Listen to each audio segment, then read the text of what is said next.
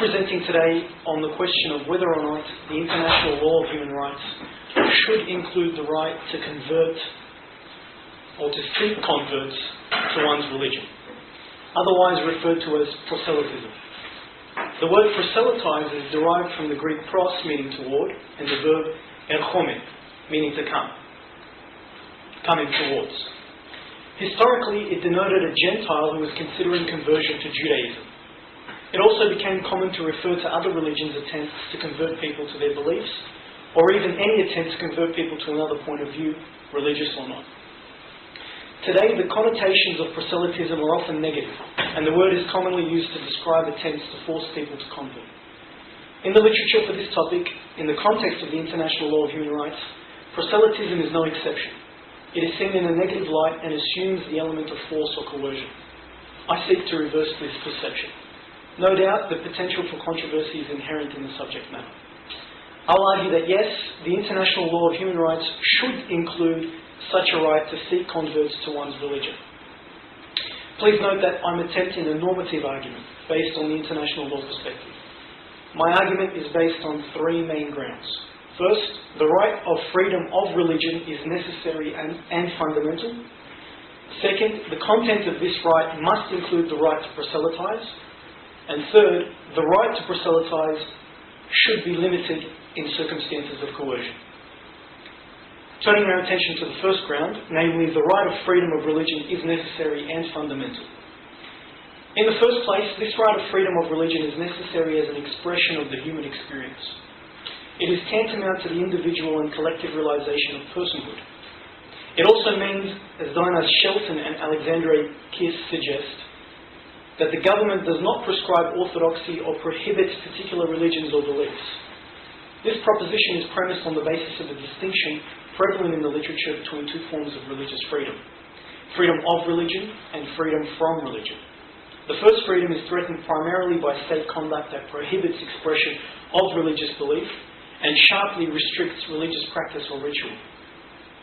Such conduct may stem from an ideologically secular state that seeks to limit the role of organised religions, or at the other extreme, from fundamentalist states that will not tolerate other forms of religious expressions.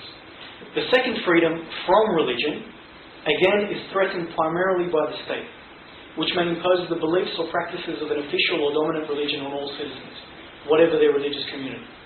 In other words, the freedom of religion is in fact freedom of and freedom from religion. Defined in such broad terms, the freedom becomes applicable not only to Jews, Christians, Muslims, Buddhists, Hindus, Sikhs, but also to atheists, agnostics, skeptics, and the unconcerned. The Pope expresses his freedom of religion just like Richard Dawkins or Christopher Hitchens. The right of freedom of religion is also fundamental. The General Assembly reiterates in its declaration on the elimination of all forms of intolerance and of discrimination based on religion or belief that it is a fundamental element in our conception of life and it should be fully respected and guaranteed. The fundamental nature of this right assumes a variety of relationships between the state and the religion. However, as Coldome argues, the spectrum for defining this relationship is not a simple linear continuum. In fact, what he coins as the church-state identification continuum is a loop that correlates with the religious freedom continuum. I don't intend to go into detail in relation to this continuum. It's sufficient just to state his primary thesis, namely that his model accurately reflects the fact that both strong positive and strong negative identification of church and state correlate with low levels of religious freedom. In both situations, the state adopts a sharply defined attitude toward one or more religions, leaving little room for dissenting views. Now, the second ground for my argument is that the content of the right of freedom of religion must include the right to proselytise. Let's start by unpacking in broad terms the content of the right of freedom of religion and why it must include the right to proselytise. There's always a certain degree of exclusivity enshrined in any religion.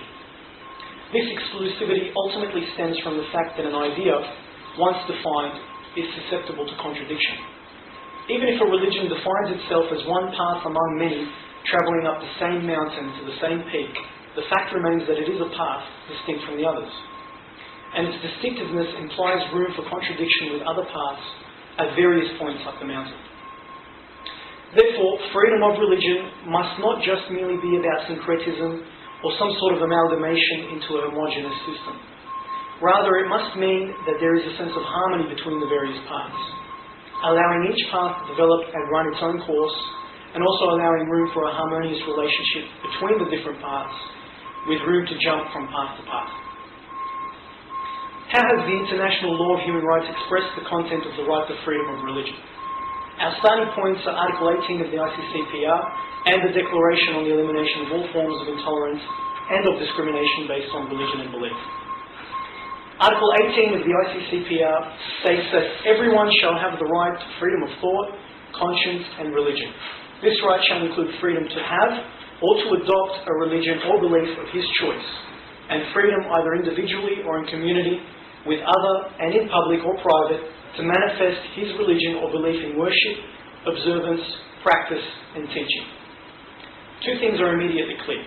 You can adopt your own path up the mountain and you have the ability to manifest it. Similarly, the Declaration, adopted in 1981 by consensus of the General Assembly, 19 years after efforts began in the UN system to develop protections for religious freedom that went beyond the provisions of what became Article 18 of the ICCPR. Donna Sullivan suggests that although it lacks, of course, the nature of an international agreement, the Declaration is regarded throughout the world as articulating the fundamental rights of freedom of religion and belief. Article 1 of the Declaration largely repeats Article 18 of the ICCPR. It goes on to prohibit discrimination on the grounds of religion or other belief. Also, it affords parents or guardians the right to organise the life within the family in accordance with their religion or belief, and it affords the child the right to access education in the matter of religion or belief in accordance with the wishes of his parents or guardians. So what about the right to proselytise? Interestingly, the ICCPR and the Declaration do not contain any explicit reference to the right to change one's religion. In fact, Donna Sullivan suggests that this was done on purpose, so that the drafters did not have to consider the issue of proselytism. Well, I disagree. I think that no explicit mention is necessary, and that the right remains implicit in the right to have a religion. Moreover, as Donna Sullivan herself concedes, Article 8, the Savings Clause of the Declaration, preserves the standards set forth in the Universal Declaration of Human Rights and the International Covenants on Human Rights. The Universal Declaration affirms the freedom to change beliefs, and the Political Covenant refers to the freedom to adopt a religion or belief. With this in mind, there is a logical and legal difficulty of drawing any even remotely clear dividing line between proselytism and freedom to change one's religion or belief, and either alone or in community with others, in public and in private, to manifest it through forms of teaching, publication and preaching between people. In other words, the inclusion of the right to proselytise is a necessary feature of the right of freedom of religion. In my view, the premise begins with the idea that religion is commonly both an external and internal experience. Internal in the sense that it relates to particular dispositions, morals, values, and convictions of faith. External in the sense that it is expressed or manifest individually or in community as an act of worship, observance, practice and teaching and so on. This element of manifestation is inexorably linked to the act of proselytism. The religious consider the content of their religion to be worthwhile and good in some objective sense. Couple this with the common feature of all religions, namely some form of commandment, duty or obligation to manifest the religion through some form of actively seeking the conversion of others. Of course, this varies significantly between different religions.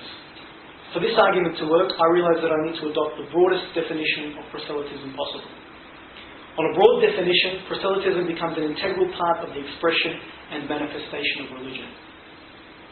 For example, the idea of pious living in accordance with a particular religious moral framework could be construed by some as a form of evangelization and thus a form of proselytism.